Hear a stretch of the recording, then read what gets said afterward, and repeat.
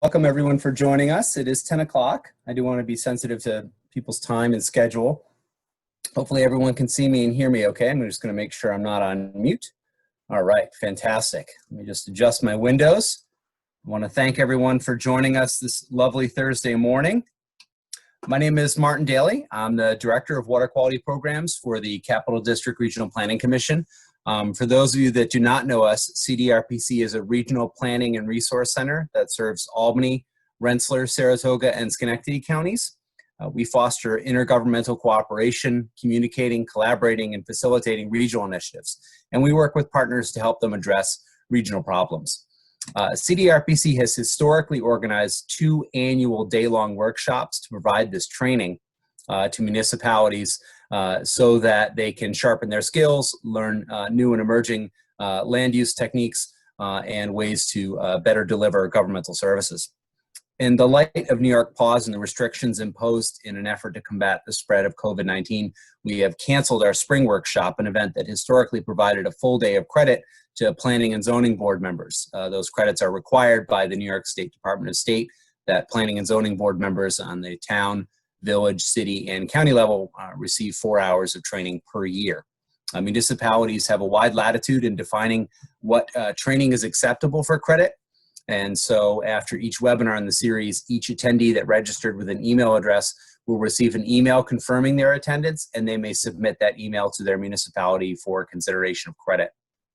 In addition, for practicing AICP planners, we have submitted this session for 1 hour of CM credit to the American Planning Association.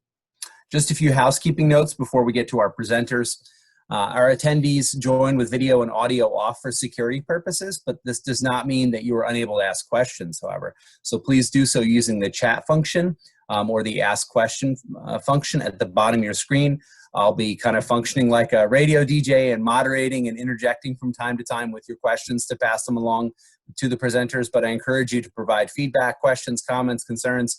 Please use those 2 features to do that, and I'll be sure to relay your questions. First question out of the bat we often get is, do you archive the presentations? Absolutely. We do archive the presentations. A link to that will be in the email that we send you. It's on cdrpc.org. We archive the presentations in PDF, but we are also recording the webinar, and we will be posting that to CDRPC's YouTube channel. And the link from that is also available from cdrpc.org.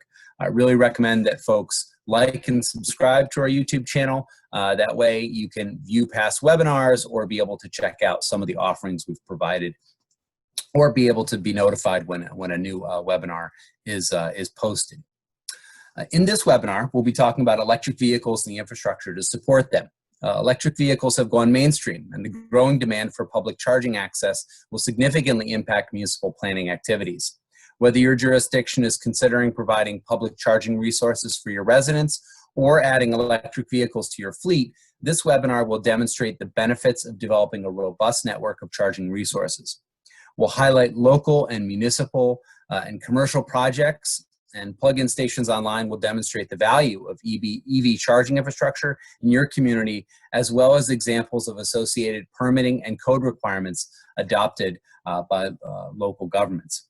In the second part of the program, we'll summarize highlights from the Capital District Zero Emission Vehicle Plan that was developed in 2019 by the Capital District Clean Communities Coalition. Key topics will include trends in EV ownership and charging station infrastructure, barriers and opportunities to EV adoption, and EV readiness in the Capital District. Our first speaker today is Ron Semp. Ron is the Director of Commercial Sales for Plug-in Stations Online and has worked in this capacity in September 2019. In his role, Mr. Semp and his team of sales professionals are responsible for direct stakeholder engagement, promoting electric vehicle charging for commercial, institutional, and municipal end users. He is responsible for project development, which includes site construction, proposal development, and sales.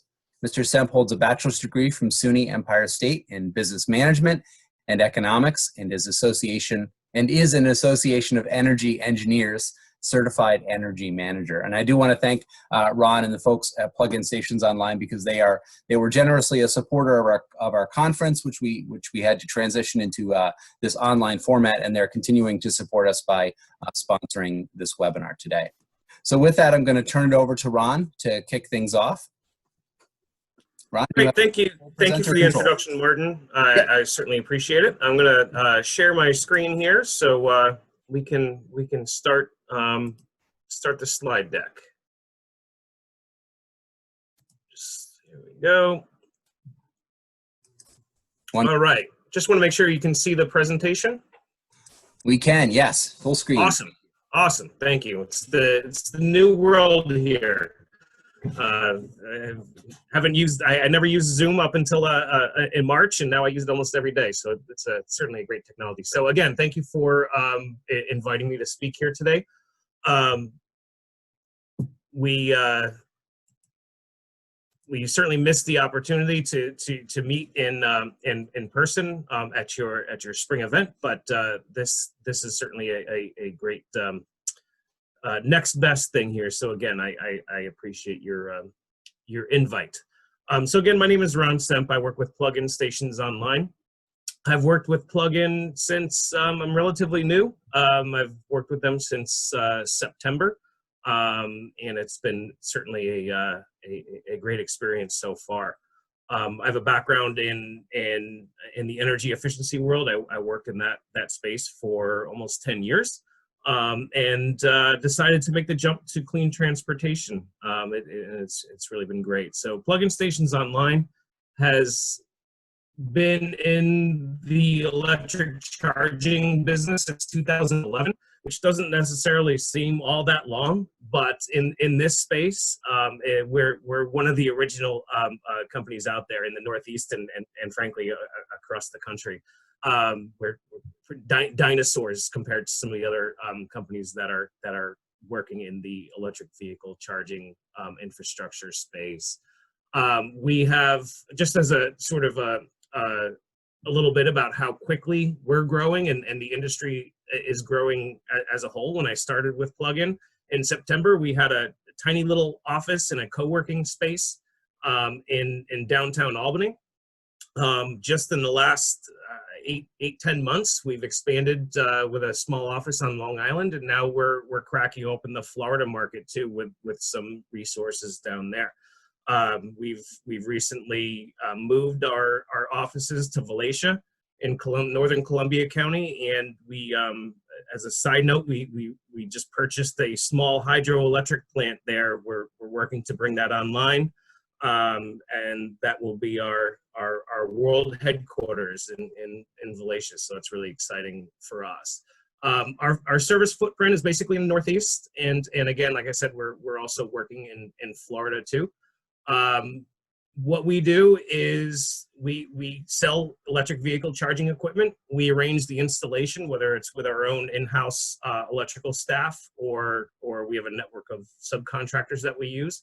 And we do a lot of work on the service end too. So we have great partnerships with some of the EVSC manufacturers, and they dispatch us to repair, replace, service existing equipment. One of the things that makes us unique is that we offer turnkey services. So from site development, site plans, to the electrical work that's required to bring power to the charging site, to the station sales and the service. So we really run the full array of support services for electric vehicle charging. We work mostly in the commercial space. So this presentation is going to be primarily focused on commercial charging or multifamily residential charging. We do a little bit of sales work for one of the manufacturers on the single family residential space, but that's not going to be a focus necessarily of this presentation today. We do, like I said, we do have relationships with many manufacturers. So you may be familiar with ChargePoint. That's the largest, but there's also other ones out there. EV Box, ABB, and BTC are some of them. Like I said, we do have a great deal of experience especially particularly in upstate New York. We've installed well over 700 charging ports across the Northeast to date, and we expect that to grow exponentially here in the next couple of years. So that's a little bit about our company before we get into the meat and potatoes of the presentation.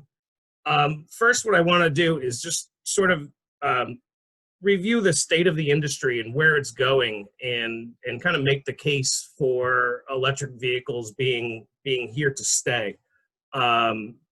One of the best indicators is the investments that the auto manufacturers are making in electric vehicles. So in the past, we may have seen some of the manufacturers, the larger manufacturers, dip their toe in the electric vehicle space. Right now, they're in with both feet. So GM certainly is leading the way. They led the way from the beginning with the Chevy Volt, and now the Bolt, which is an all-electric vehicle, and they have 20 more all-electric models coming out within the next couple of years. Excuse me. Audi's really been a player in the higher end space. They've come out with some really great vehicles over the last couple of years, and will continue to. Ford is, I think Ford's going to really make a splash next year or later this year when they release the all-electric Ford F-150, which actually looks like a truck and performs like a truck, as opposed to some of the other models that we've seen from Tesla and some of the other EV manufacturers. So I think that's really going to be a market changer, depending on the price point. And then certainly we're finding lots of higher end vehicles. Porsche has come out with their Taycan, which is really capturing that super high end sports car market. And then Volkswagen, as it says in their name, they're really trying to develop EVs for the common person. So they are developing and releasing vehicles that have price parity with similar gas vehicles, which is really a game changer. You'll see Volkswagen be a market leader in EVs in the coming years. So that's just a taste of what's going on in the auto industry. Like I said, electric vehicles are here to stay, and we're looking at significant growth. We follow Bloomberg has done a lot of research in the electric vehicle market and made some predictions about growth. There's a little bit of a blip here because of some of the COVID shutdowns and situations, but overall, we're expecting a 30% year-over-year growth in electric vehicle adoption by consumers, and that's not just Bloomberg. We're also some of the oil manufacturers obviously are seeing electric vehicles as a threat to their core business. At least some of them are. ExxonMobil, BP, OPEC are all making similar predictions in terms of EV growth. So they're scrambling to try to figure out how to adopt or adapt to this change. Shell is a really important company that's really is seeing the growth of electric vehicles, and they're making changes to their business to actually support the growth of electric vehicles. So I think maybe BP and ExxonMobil may get on board there too, and help. It's kind of a if you can't beat them, join them situation with at least with Shell, and I think we'll see that with some of the other manufacturers. So that's just a sort of a snapshot as in terms of the growth of the market, and just to demonstrate that electric vehicles aren't a passing fad. They are mainstream at this point, like the introduction said. And I think in terms of municipal governments, those who get on board early and make changes and understand that this is an emerging trend early and in a robust way, I think will be better for it as we continue to grow the industry. Now, in terms of New York, it's one of the highest.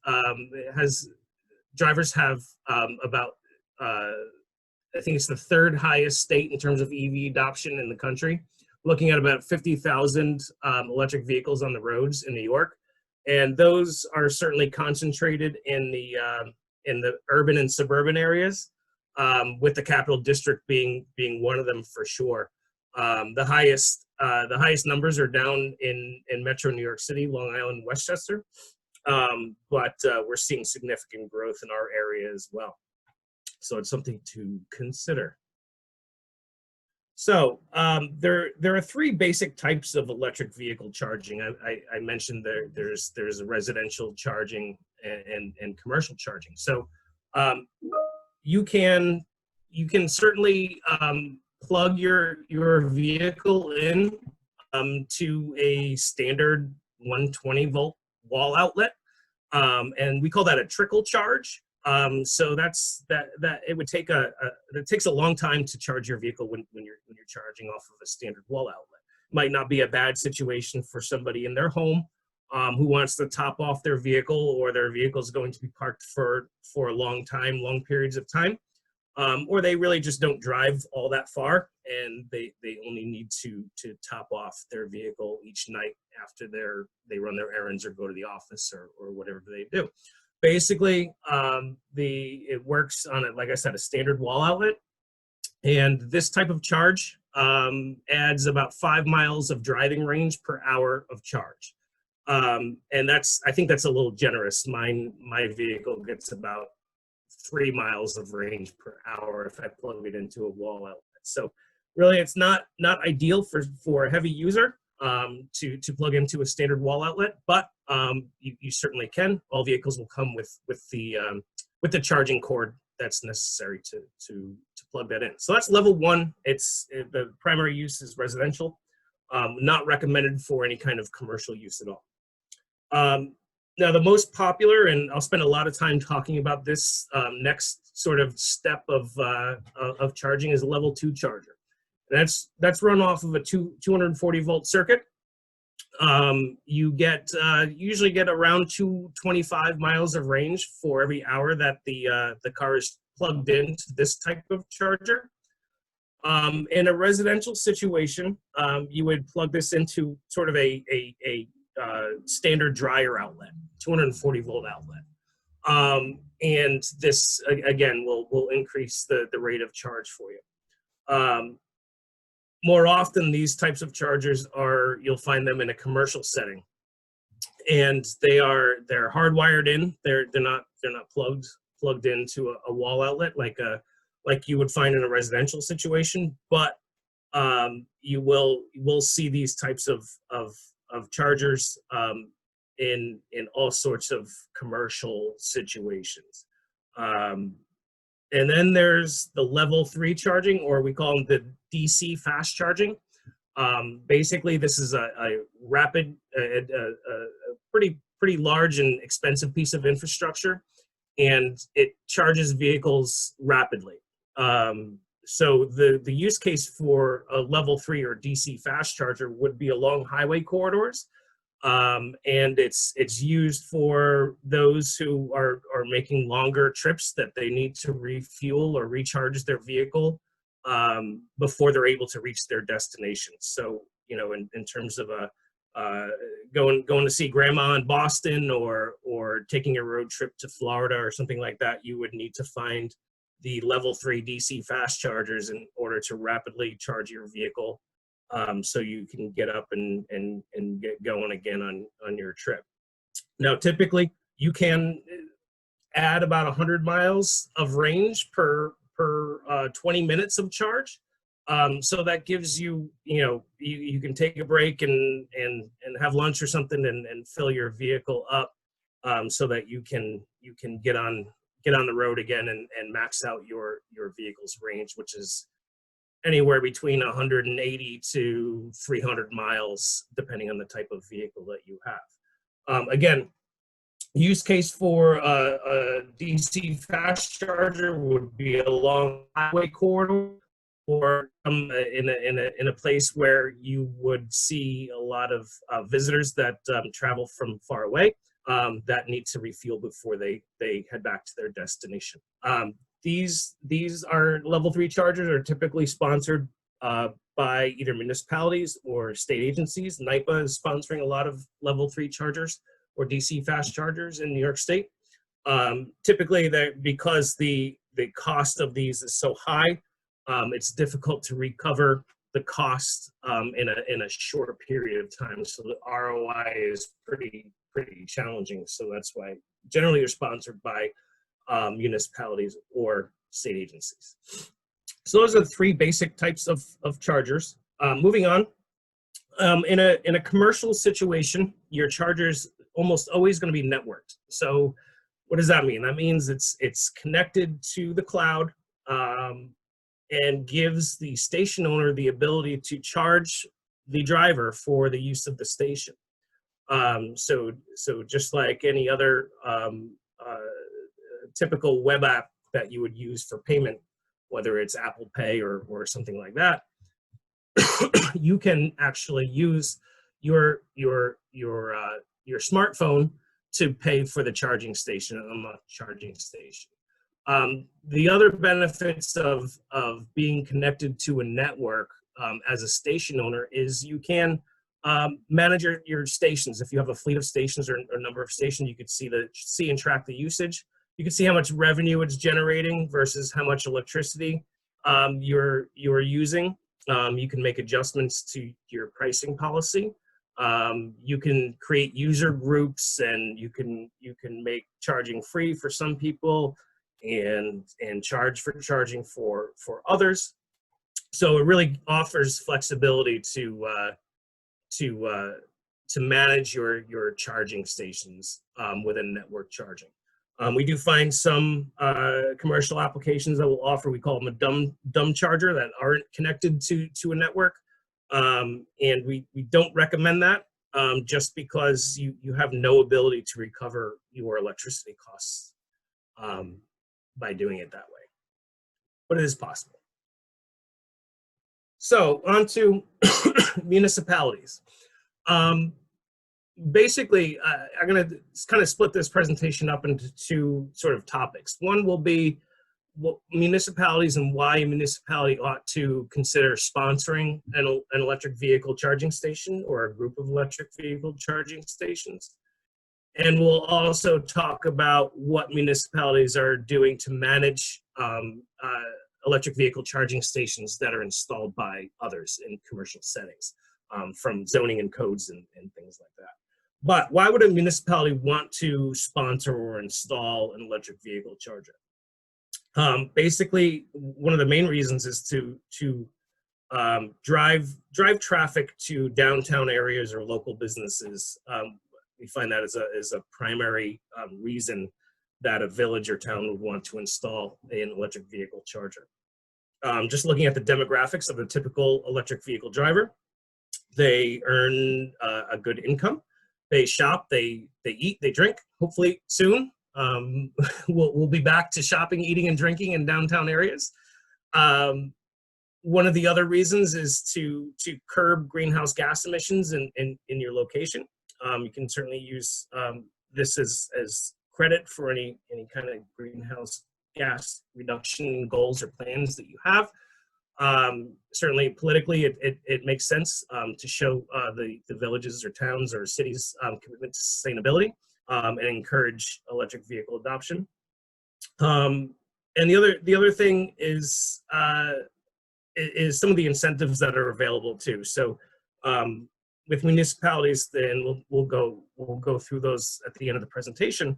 But municipalities have access to state funds to help support the project from an economic standpoint.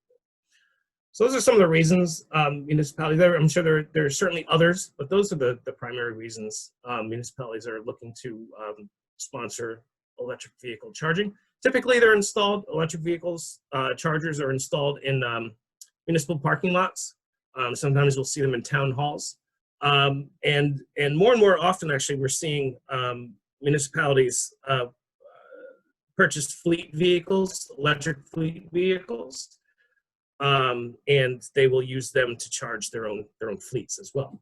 And I should have included that on one of the reasons, but escaped my mind. So talking about building codes and plannings. So some of the things that you need to consider when adopting building and electrical codes and looking at zoning requirements for electric vehicle installations. You really want to consider planning for the future. So as discussed, we're looking at a 30% year-over-year adoption rate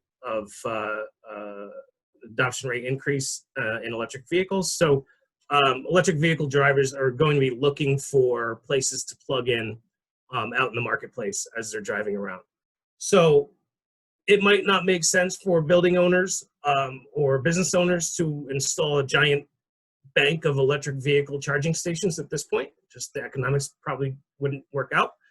So then they might want to install 1, 2, or 3. But I think they ought to consider making sure that there's room for expansion in the future, whether it's putting extra conduit in the ground while the ground is open, or making sure there's enough panel space to support the electricity. There are a lot of steps that you can take to plan for future expansion. Accessibility. So we want to make sure that if a business is installing electric vehicle charger, that it's accessible, not hidden, and if they intend to allow the public to use it, the public needs to be able to access it. Visibility I just mentioned. Certainly it's important to, wherever possible, to install electric vehicle charger where it can be seen from the street, and make sure that it's appropriately signed. It's pretty important, almost treated the same way as a handicap spot, that the signage is pretty explicit that the electric vehicle charger is for electric vehicles only, or electric vehicles take preference, so that other non-electric vehicles aren't parking in those spaces. We want to make sure that by installing electric vehicle charging infrastructure, it's not negatively impacting the available parking space. I know in a lot of downtown areas and municipalities, parking is at a premium. So we don't want to take away parking. We want to enhance the parking with the electric vehicle charging stations. We want to make sure that what's being installed, particularly in a commercial situation, is high quality from a material standpoint. Just like any other industry, there's a wide range of equipment out there, and a wide range of price points. We just need to make sure that when we install something in a commercial setting, that it's high quality. It has the UL listings, and it's just a high quality piece of equipment. What we really want to do is look at one of the challenges that we have right now as we do jobs across the state and across the Northeast are the different permit requirements that each village or each town, each municipality has. So it's something that you should consider, is how to permit these on a commercial basis. We've seen everything from some villages just asking us to send a check and fill out a quick form and pay our $25 and we get a permit, to other municipalities who are needing engineered standard drawings and architect drawings, placing the station on the site with setbacks and everything. So, and everywhere in between. So certainly we should consider permit requirements. Certainly consider not only protecting the village and the zoning and the users, but also consider the contractor too. Essentially, we're running circuits. We're not doing anything that's totally abnormal or out of the ordinary. We're running electrical circuits. So I would say, I would encourage code enforcement or code officials to treat this as any other electrical project, maybe with some minor enhancements when it comes to permitting. Something to consider, and it's really emerging, the ADA impacts on charging, in a couple reasons. One, to make sure that handicap access, handicap person can access the station itself. So whether the setbacks from the curb or the height of the station interface, the height of the plugs, things like that. But also we want to make sure that there's adequate access behind the station. For instance, if the station is mounted to a sidewalk or something like that, we definitely need to make sure that there's no obstructions or the station's not obstructing any kind of egress, and that somebody would need to get behind the station with a wheelchair or something like that. Something to consider is electrical capacity. One of the challenges that we find sometimes in doing site visits and developing projects is the lack of available electricity on the site or in the panel. Each station, if we're talking about a level 2 charging station, a typical scenario would be a dual port station. That means it has two plugs in it. Each of those ports going to need a minimum of a 40 amp circuit. So when you start stacking those, if somebody wants to install 2, 3, 4 stations, you're really looking at a significant load, and a lot of times it's a challenge to find the capacity in the existing panel. Some municipalities have made designations on a zoning for zoning on a level 2 charging station versus a DC fast charger. So I'm working with one municipality in Western New York right now who has said level 2 can be installed almost anywhere, and the DC fast charger is limited to certain zoning districts in the municipality. Basically,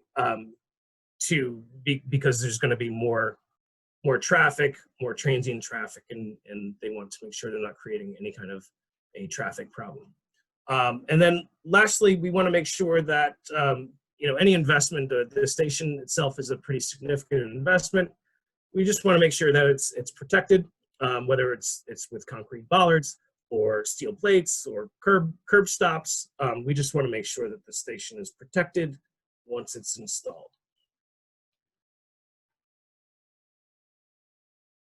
All right, so basically broke out this into 2 different business segments. One is multifamily housing, and the next is commercial. So why does a multifamily housing business owner want to install electric vehicle charging? Basically, they want to attract tenants. We're mostly seeing electric vehicle charging at market rate or higher end multifamily housing. We haven't seen it in low income yet.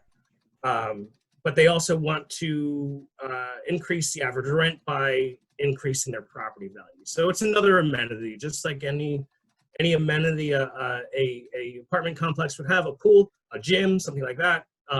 Giving their residents a place to plug their vehicles in is just another amenity and helps them fill their vacant spaces. A couple of examples of code changes or code requirements.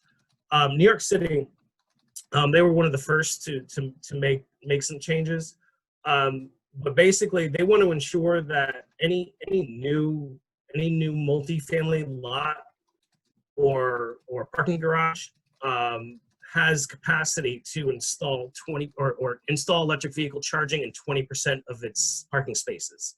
So basically that means that they're not saying that there needs to be an electric vehicle charger in 20% of those spaces, but it needs to be ready. So they need to have the power capability and all of the conduits and everything in place so that they can run circuits easily. In San Francisco, very similar. 10% of the spaces, they need to have the full circuit run and available for the electric vehicle charger, and then have another 10% of the spaces have panel capacity to run it in the future. Hey, Ron? Yeah. For just a moment, we had a question from one of our attendees as far as the cost to charge an electric vehicle. I know there's some variables, but is there kind of an industry ballpark where there's a range of expected cost to charge a vehicle per kilowatt? Yeah, perhaps? Sure. So we're looking at, in upstate New York, you could look at your typical cost of electricity is, we figure, around 12 cents per kilowatt hour. Mm-hmm. So we would definitely want to cover that. And then we also want to cover some of the network charges, which are in the neighborhood of about $300 a year per plug. So what we've seen commercial for a level 2 charger, we've seen them charge anywhere up to 20 cents per kilowatt hour, some a little bit more. But I think that 20 cents per kilowatt hour is a good number to work off of. It's still cheaper than gasoline, and you're covering any costs associated with your charger. So I think that's a good number. There have been a lot of places who offer it as a free amenity. So in the commercial setting, you might offer it for free to drive business to your store or restaurant or hotel. If you're a municipality, it's a good thing to do for your residents and visitors and local businesses to offer it for free. And in the workplace, we find free charging too as an employee benefit. So really, it depends. If you're going to charge for charging, you want to, at minimum, cover your cost of electricity plus your network costs. But certainly, a lot of business owners and municipalities and station owners find benefits in not charging anything. In terms of a DC fast charger, you can charge a premium for a DC fast charger because it's typically only used in emergency situations for an EV driver. And that's on a road trip or something like that. And the EV driver doesn't mind paying a premium for that because they wouldn't plug into a DC fast charger on a regular basis. So you can charge a premium. You can charge as much as, or maybe even a little bit more than what gasoline would be. For the equivalent mileage. Yeah, for the equivalent mileage. And you should also consider the amount of, you have demand charges that go along with your usage charges when you have a DC fast charger too. So you have a lot of electricity costs and demand charges to recover there. So I hope that answers the question. Yeah, it's tough for folks that are so used to seeing the sign at the gas station. They can kind of instantly do the math as far as what a tank of gas will cost and how far they can go on that. For EVs, it's not as easy a calculation because of the variables such as how far you're driving, the type of weather, and where you're filling up at home versus a commercial location. So there are a number of variables to consider. I think one of the most important factors if folks are considering an EV car for purchase or for lease is the type of driving that they do to be able to determine what their costs are going to be. Yeah, for sure. If you're spending a lot of time on the road, like myself, an all electric vehicle might not be the best fit because you spend half the time trying to find a fast charger to get to where you need to go, and you're spending a lot. So I chose a plug-in hybrid. So basically, when I'm around town, I'm using my electricity to drive my car, and then when I'm on longer road trips, the gasoline kicks in. So there's a lot of options out there, depending on how you drive. And then certainly to your point, you just need to do your homework if you're purchasing an electric vehicle and consider how you drive and where you drive before you make that purchase. But Thanks. At the end of the day, you're looking at about a quarter to a third of the price of gasoline if you drive an electric vehicle in a normal way. We had one more question I'll jump to. Is there a consideration for continuing to charge an EV owner at their power consumption rate after their EV is fully charged to incentivize them to move their EV as soon as possible? Right. So what we do typically in that situation is put a ratcheting, basically call it a squatter's fee. If your vehicle is plugged in and not charging, and it's fully charged, you can charge an hourly rate, and that you can ratchet that up for each hour. So, for instance, if you're fully charged, you could charge a $1 for the first hour, then $2 for the second hour, $3 for the third hour, etc. To encourage turnover. That's the advantage of having that networked charger. You can have the flexibility to do that. Thanks. All right, so I'm running out of time, so I'll kind of blast through some of these last slides here. So this is a typical multifamily layout. This is the common area space. Basically, we're using an existing panel. installing a single dual port station out front of their common office area. Commercial, we talked about the income levels. Why would a commercial business owner want to install electric vehicle chargers? Basically to attract people to their business. And then again, we're seeing similar codes across the country where 20% of new parking spaces need to be EV ready. And Boulder, Colorado is the same way as Atlanta there. Is the typical commercial site layout. This one we needed to pull a new service because there wasn't available capacity in the building. And this particular customer wanted to install 2 dual port stations at their bank. So back to municipalities that install or sponsor stations. So this is a typical level 2 charger. This is what it looks like. This happens to be a single port. Most of them are dual port. We recommend ChargePoint for municipal charging typically because of the robust design of the station. It's really, it's like a tank. So it does get a lot of use and abuse in a public parking lot. So we typically recommend a higher end station for these. And we did these all across Ulster County. Ulster County has really been great in terms of EV charging adoption. They did more than 10 sites. They keep adding sites each year. They also have fleet vehicles, so they kind of have a mix of public chargers and fleet chargers. The stations are owned and maintained by the municipality. This municipality happens to not charge for charging. They see it as a part of their sustainability goals. And again, they're also used for fleet, so the public can use them when not being used for their municipal fleet vehicles. And here's an example of a DC fast charger. ABB is one of the larger manufacturers that we install. We're actually installing some of these for a couple of sites sponsored by NYPA. And then, like I said, the kW load on these is pretty significant, up to 150 kW or more in some cases. In some cases, you can fully charge a vehicle in as little as 20 minutes. So really a pretty hefty piece of infrastructure here, runs off of a 3-phase 480 volt circuit. Typically, you need to bring in a new service for something like this. There is rarely, if ever, available existing service and an existing panel for something like this. In some cases, Ron, if I could, we got a couple questions pouring in. I want to make sure we take some time and try to address these. Sure. Ask is how cooperative are utilities in working with installers and municipalities to install this infrastructure? How responsive are they?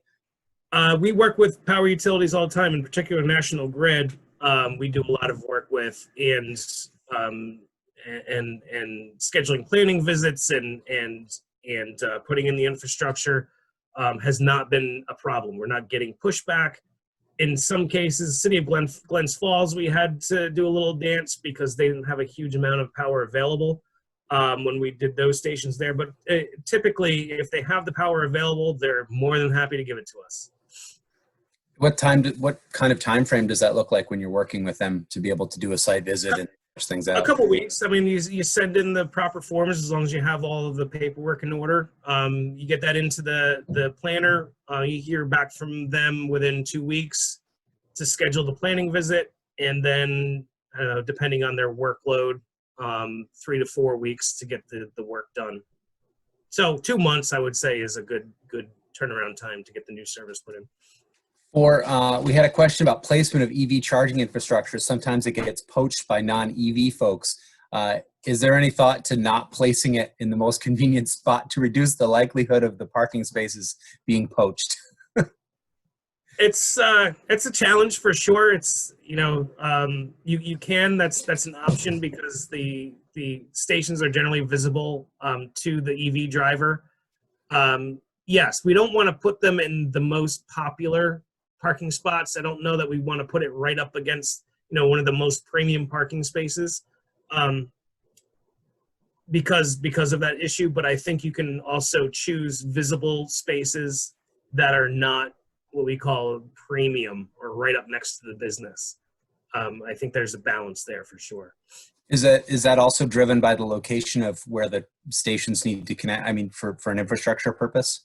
Absolutely. So there's some considerations in station placement, and one of them is how far from the power source that station is going to be located. So there's certainly a juggling act, the balance to developing a site plan. So we got one more, and sorry, they seem to be pouring in. What is the range of density of commercial, i.e. not overnight at home? What is the range of density for charging stations likely to be ultimately required at full penetration of EV?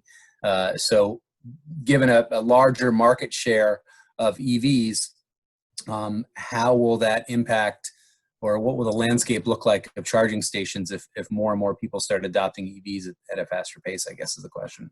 Sure. There's some numbers out there. One charging station for every 1,000 electric vehicles, there's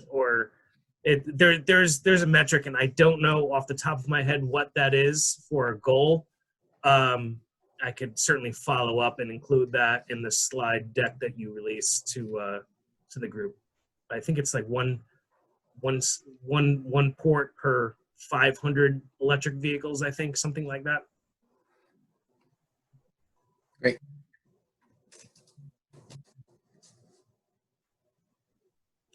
Any other questions? I'm almost done here. We could toss it to Jacob.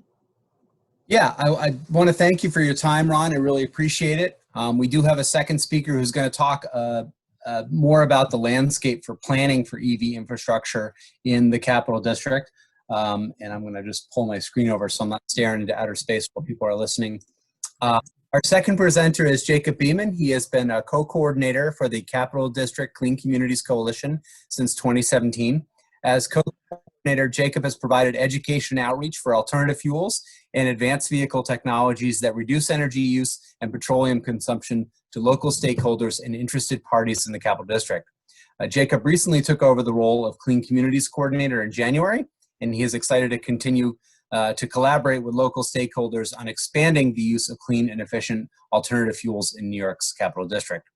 He will summarize highlights from the Capital District Zero Emissions Vehicle Plan that was published in 2019 by the Capital District Clean Communities Coalition.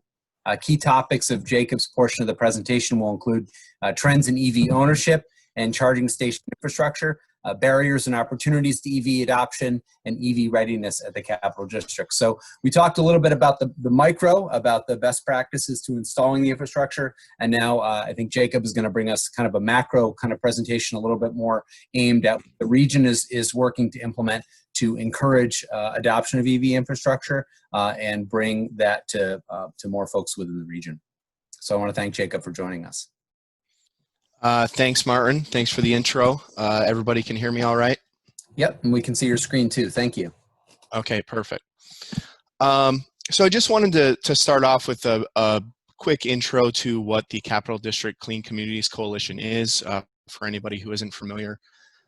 Clean Cities is a U.S. Department of Energy funded program with the goals to reduce petroleum consumption, reduce greenhouse gas emissions, and reduce the dependence on imported petroleum nationwide. So not only is it about the environmental benefits, but also resiliency, by kind of reducing the dependence on just petroleum and integrating other alternative fuels into fleets around the country. So there are about 100 different coalitions spaced out throughout the United States that we're able to kind of consult with and gain best practices and kind of take what we're seeing in other parts of the country and bring it back to our local stakeholders and educate them and help facilitate their adoption of alternative fuel fleets. So Clean Cities Coalitions, even though today's presentation and others you might see from us could be focused on electric vehicles specifically, Clean Cities is a fuel neutral program, and we work to help all of our stakeholders transition to the most appropriate fuel depending on what type of fleet they have. So that could be CNG, propane, obviously electric vehicles, and nothing quite yet in the region, but potentially even hydrogen fuel cell vehicles looking at in the future as well. So specifically, some of the work that we do is mostly related to alternative fuels planning and outreach. A lot of ride and drive events, getting our stakeholders kind of hands-on with the vehicles that they might want to adopt, getting them in contact with fuel station installers, whether that's electric vehicles or other fuel types. But also we do research and documentation on current trends in alternative fuels, like the Capital District electric vehicle charging station plan that I'm going to go into and talk about a little more. So last year in 2019, we released a zero emission vehicle plan, but we've been kind of tracking the conditions for electric vehicles in the region for some time now, starting with the Capital District electric vehicle charging station plan, which we released in 2016. This plan was sponsored by NYSERDA as well as New York State DOT. And there were a number of other plans that coincided with this along the New York State I-90 corridor. This plan eventually led to recommendations on strategies that supported electric vehicle infrastructure within the Capital District as well as across New York State, and helped identify those initial gaps in infrastructure within the Capital District. So last year, we decided that it was time for an update to the plan. We really wanted to document the changes in electric vehicle technology and infrastructure technology since 2016. Even in those 3 or 4 years, at the time that the previous report was completed, battery electric vehicles had ranges anywhere from 60 to around 260 miles of range. But to get that 260 miles, vehicle prices were around $70,000. Today, you can buy a battery electric vehicle with a range of over 300 miles for around $40,000 before any available incentives. So we know that the technology is moving quickly and wanted to document that in a plan. Also, the plan that we released updated the scope and expanded it to other zero emission vehicles that weren't really on the radar back in 2016. More specifically, we included some information on fuel cell electric vehicles. Although we don't see any operating in the region right now, we know that they are on the horizon and could be seeing some soon. And also we included some information on emerging electric micromobility options like electric scooters and electric bicycles that have kind of started to make their way into New York State pretty rapidly. So we wanted to touch on those as well. But in this presentation, we're going to stick to just kind of the trends and opportunities with light-duty electric vehicles in the capital region. So to document the trends in electric vehicles, we'd like to use data from all publicly accessible sites. To get the EVs on the road or EV registration data, we're taking data from New York State DMV registrations and accessing that through NYSERDA's Evaluate New York tool, which documents those in a really nice, easy to use user interface. And EV charging stations data, since Clean Cities is a U.S. Department of Energy program, we like to use their alternative fuels data center data set. Again, has a really nice, easy to use mapping interface, and also includes information not only on electric vehicle charging stations, but all alternative fuel stations in New York State and across the country as well. And I have these linked here, so if you aren't familiar with either of these data sets, when Martin sends out the slides, you can click on those and take a look for yourself. Just kind of as a baseline, since the previous report was released in 2016, we'd like to refer back to those numbers just to kind of see how much progress we have made in just the past few years.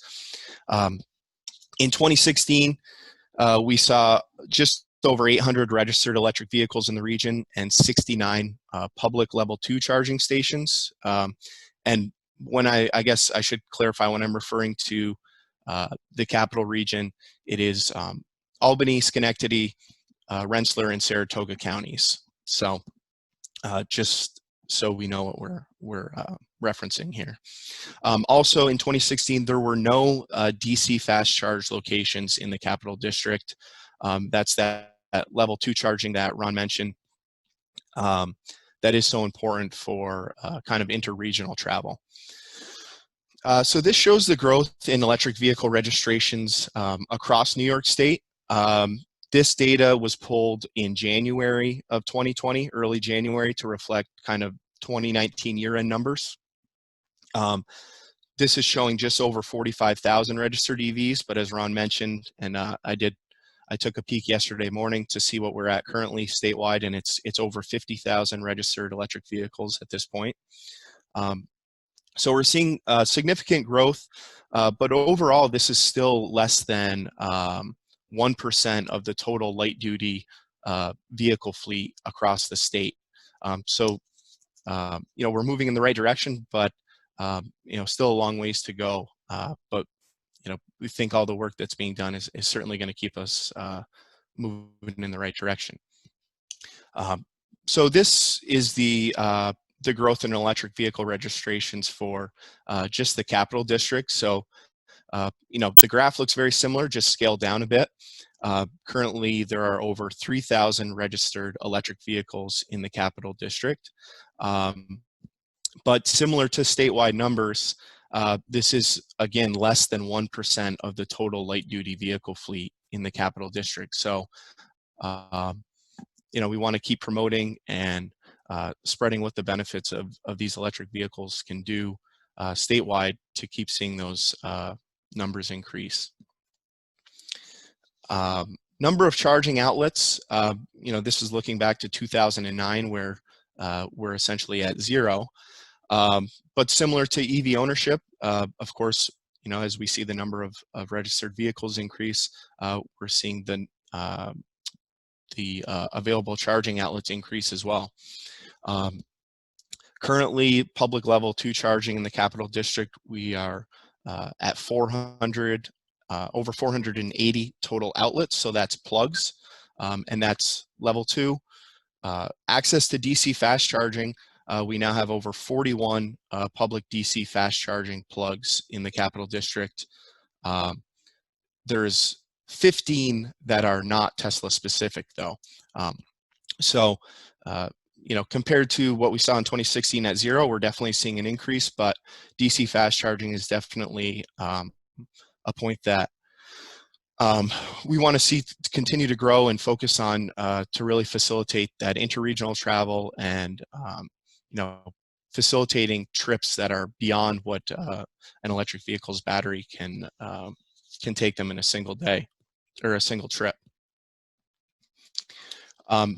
So we like to touch on too what we call EV readiness or zero emission vehicle readiness.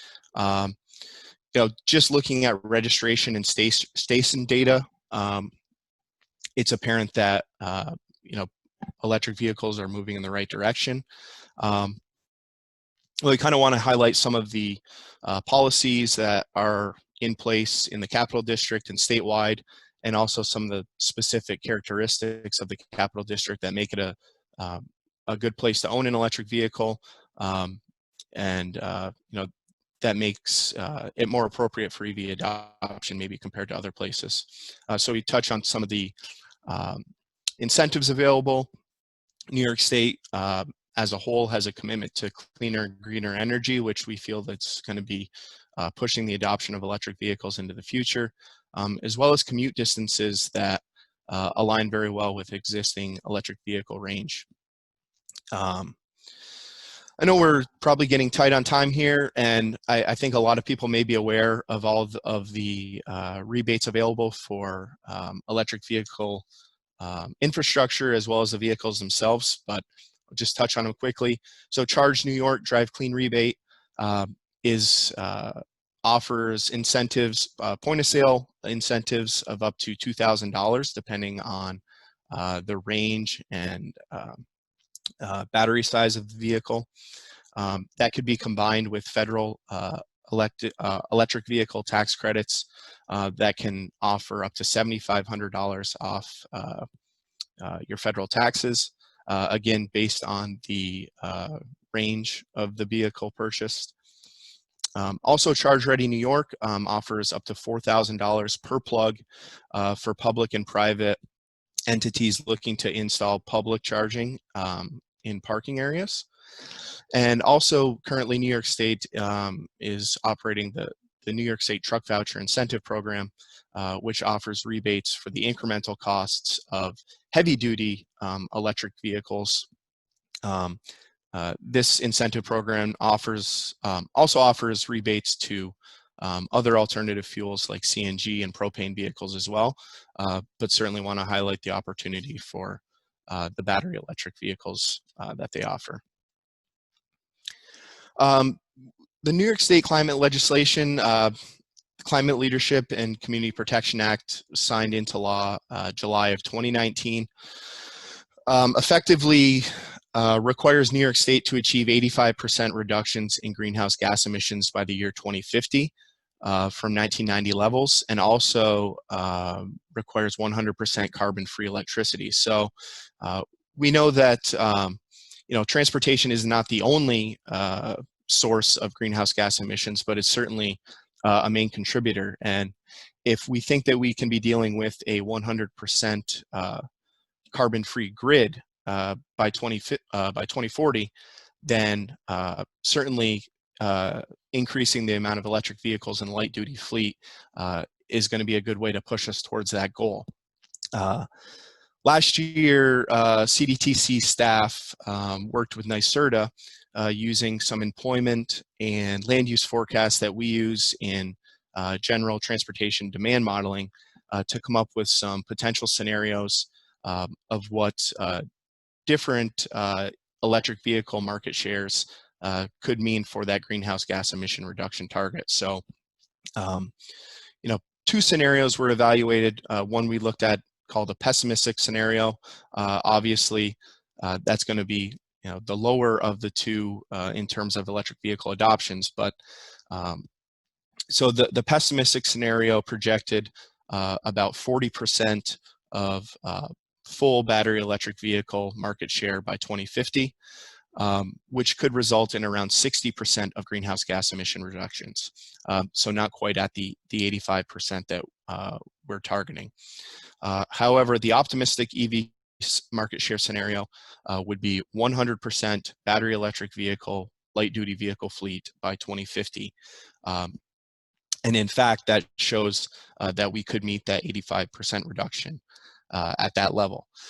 Of course, this is pretty high level modeling, a lot of assumption and estimates made, but we do feel like it's a tool that we can say that electric vehicles are here to stay, and they're going to be key for New York State to meet their long-term emissions reductions goals. Also quickly like to kind of wrap up the data piece on some of the regional commute times in the region. Using American Community Survey data from 2017, as well as data collected from the National Household Travel Survey, we came up with some average commute times for the capital region, as well as average commute distances. So the average time of a daily commute is about 26 minutes one way, with an average distance traveled of approximately 11 miles in a one-way commute. So, just kind of some high-level calculations. If we look at a 22-mile round-trip work and back commute, that's, of course, not counting any secondary trips. There's over 50 current electric vehicle models that can complete that trip without the use of gasoline. So, I think a lot of people have the idea that, electric vehicles are great and, yeah, they're gaining some steam, but really the technology isn't there. But we believe that the majority of commuters, at least in the Capital District, could likely complete their daily commutes without the use of gasoline at all with the adoption of an electric vehicle. So it's something that we really like to point out. Quickly run through some of the barriers and opportunities that we identify in the plan, and Ron has also touched on a few of these. One of the bigger barriers to DC fast charging in particular are the electricity demand charges, which, as Ron mentioned, they're additional electric charges that are assessed to an electricity user when there's large amounts of electricity used during the peak periods. They can be unpredictable and add significant cost to the installation of a DC fast charger, which tends to discourage commercial installations that aren't, government agencies, as Ron mentioned. So those are one of the bigger barriers, and I know there's work being done out there to see if there's ways to mitigate that. Also, access to at-home charging is seen as a large barrier. If everyone was able to charge at home, we could significantly reduce the amount of public charging infrastructure needed. But also, many who live in urban areas that don't have the utilities needed to install at-home charging, or multifamily housing developments where you may not have the ability to install directly to your unit, or may have to share a central EV charging station, as Ron was going over. Those are seen as barriers to folks that that might not own their own home and have the ability to charge at home, making them more dependent on either what's available publicly or potentially workplace charging as well. Another barrier, electric vehicle pricing. I mentioned earlier, we have seen prices come down substantially. However, electric vehicles still may cost a little bit more, for the equivalent conventional gasoline vehicle. So whether it's a perceived, pricing issue or actual, depending on who you talk to, the price of electric vehicles is still a barrier to implementation, but certainly, we like to help provide that education and make it known that there are incentives available for those looking to adopt an electric vehicle. Some of the opportunities, municipal EV readiness policy, and again, Ron was going into that more in depth than I will here, but we feel that municipalities that are willing to make sustainability and electric vehicles a priority are more likely to engage residents and get them more familiar with the technology and improve adoption throughout that municipality. Some other issues are kind of just general lack of knowledge about electric vehicles within the elected official community, as well as the general public outreach. So, we like to promote that elected officials, obviously they can take it upon themselves to, look into the benefits of electric vehicles, but think by piggybacking the benefits, or piggybacking EV presentations with some of their already programmed conferences and workshops that they would normally be attending is a great way to get them involved, like we're doing here today. And also just general public outreach, where the typical consumer might not know that much about electric vehicles, and walking into the dealership to purchase a new EV, the salesman may not, likely will not bring you, first thing to an EV to buy. So Just anyway, certainly us at the Clean Cities Coalition, that's, one of our priorities is just increasing the education of the general public, as well as interested fleets on the benefits of electric vehicles. Those are, opportunities that we think are, they're out there right now, and can be implemented pretty fairly easily on a regular basis to kind of help push us in the right direction. Some of those things, what's next, at least for us at the Clean Cities Coalition, just want to highlight, we have an upcoming electric school bus fleet webinar. It'll be an hour-long webinar that we've, been coordinating with several other Clean Cities coalitions from across the New York State. The presentation will cover existing funding opportunities and rebate incentives for electric school buses, what's out there for infrastructure options, and as well as a presentation from a company called Highland Electric Transportation, which offers a pretty unique financing opportunity for electric school buses, where they do the work applying for the grants and acquiring the school buses, and interested school districts essentially will contract out with them. So taking the infrastructure and vehicle purchase off from the school district's hands to kind of streamline their process of adopting an electric school bus fleet. Also, Clean Cities, or Capital District Clean Communities, is planning a Municipal EV Readiness workshop later this year. I'm still hashing out the details on agenda and presenters. Likely will be sometime this fall. But we want to highlight what options municipalities have in terms of zoning and building codes to promote electric vehicle adoption. Also highlight some best practices from around the country on what others are doing. And I think Ron had a really good presentation that touched on some of those things. So Ron, you might be getting a phone call from me to see if you have any input on that. But that's all I have for my presentation here. Happy to answer any questions you might have.